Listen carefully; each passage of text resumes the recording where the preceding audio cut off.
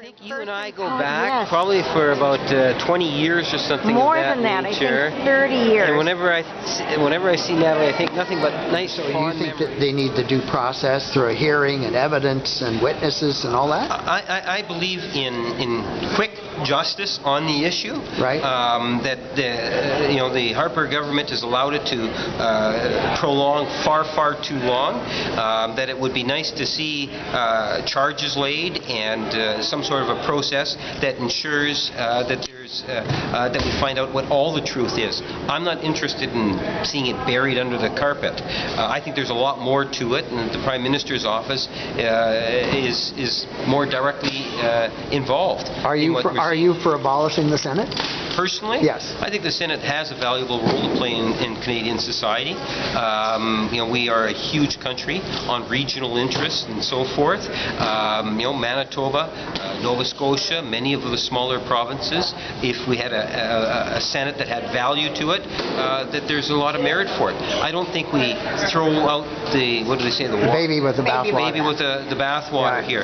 If we found that there was a few corrupt members of Parliament, does that mean we get rid of the House of Commons? That's true. Right. Now, one last question about Justin Trudeau. He's just become the rock star.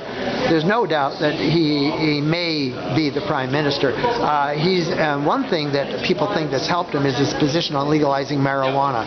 How are you? Are you in stride with that position? Or do you favor legalizing marijuana just like your leader? I don't think there's any one issue per se that's driving Mr. Trudeau.